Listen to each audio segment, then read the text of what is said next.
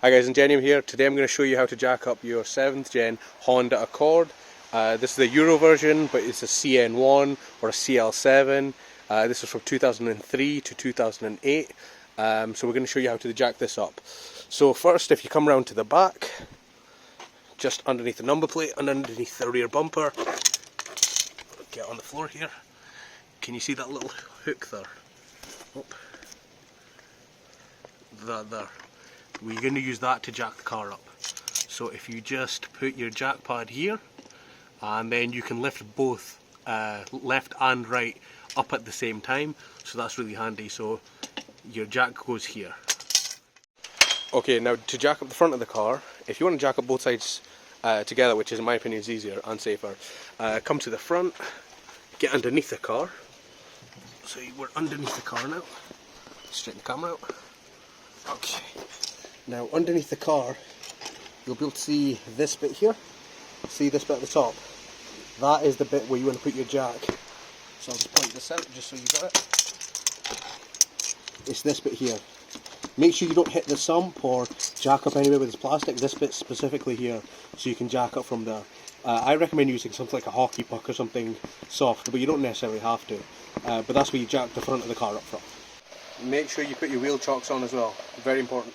Sorry, excuse the rain, it's just chucking it down. I'm putting the winter wheels on the car. Anyway, at the front of the car, that's the front right wheel. Underneath the car, if you come underneath the side sills, right underneath, you will then see the pinch weld. So I'll try and point that out for you, this thing here. So you can use this if you're using your scissor jack, but I never recommend using scissor jacks.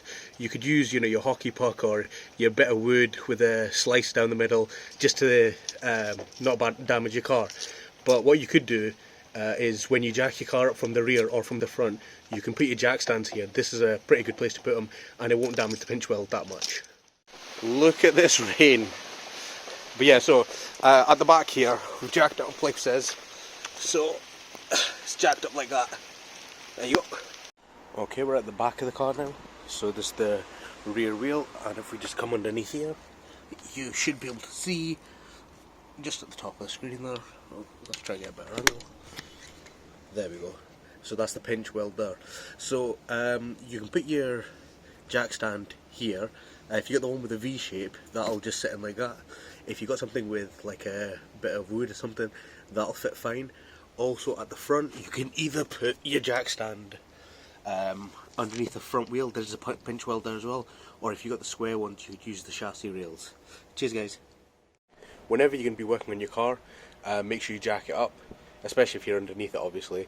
But even if you're doing something like brakes or something like that, I still always recommend that you jack up your car properly. Make sure you use a proper jack, ideally a trolley jack or some sort of hydraulic jack. Don't use the scissor jack that you get with the car, they're shocking. Always use jack stands. Another good piece of advice as well is if you're taking off your wheel, put your wheel underneath the car as well, that'll act as another support. Leave your jack in place as well, that'll add as another support.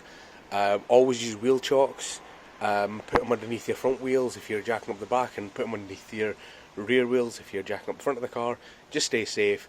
Never get underneath the car unless it's supported by jack stands and things like that. Never get under the car if it's just supported by a jack. And always just check the car before you get underneath it as well. Give it a good shake, give it a good wiggle. It should be able to take the weight. And if you're not happy with it, then don't get underneath the car, because ultimately, if you get underneath the car, you could really get hurt or you could die. So be safe, and I hope that helped you guys. Cheers.